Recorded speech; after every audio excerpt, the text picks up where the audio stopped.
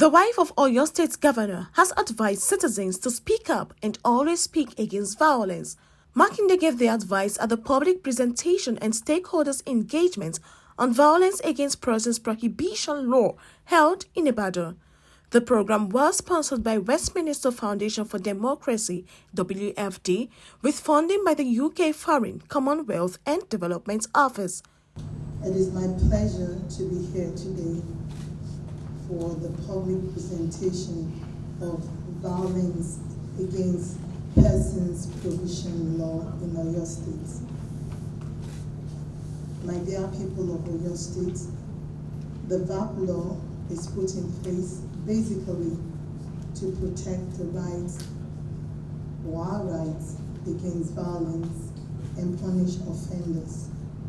The VAPP law is being publicly presented today to the citizens of Oyo State so that they can be aware of its existence and the content of the law. I want our people in the state to know that the VAPP law can now be used to punish anyone who violates the right of other people. Hence, from today, perpetrators will be prosecuted according to the law. I want the citizens of Oyo State to know that this law is to protect against every form of violence.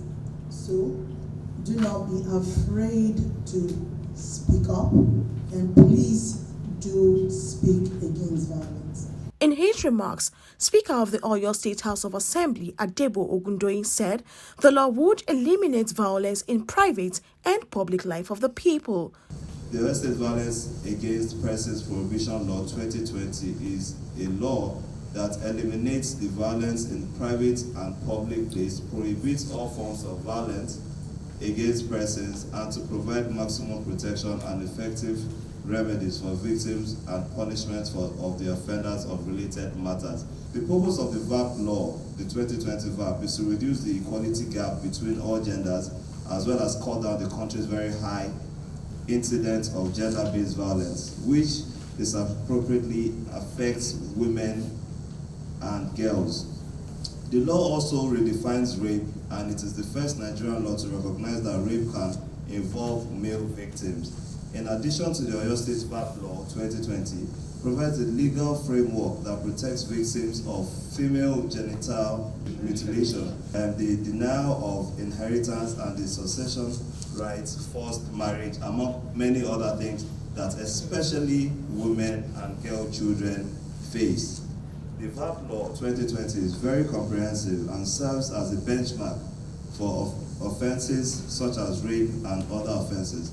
The law is an improvement on the penal code in relation to violence, as it makes provisions for compensation for victims as well as protection of their rights. The country director of WFD urged all citizens to work together to ensure efficient and effective implementation of the law. It is not just about having a law, it is about all of us working together to ensure that implementation is efficient.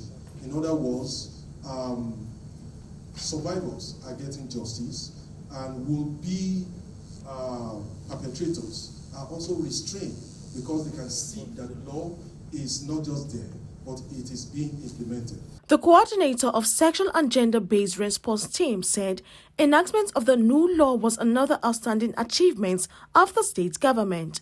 The event of today shows another outstanding achievement of this administration and the administration of His Excellency Engineer Oyo Makinde, and we are proud to be a part of it. Before this time, we have various laws on gender-based violence with some loopholes, but the passage of this law has filled some of these gaps and also improved the well-being of the good people of Oyo State. High point of the event was the presentation of awards to Governor Seyi Makinde, his wife Tamunominini, Speaker Oyo State House of Assembly Honorable Adebo Ogundoyin, and the only female lawmaker in the Oyo Assembly, Mrs. Olawumi Oladeji, who sponsored the bill.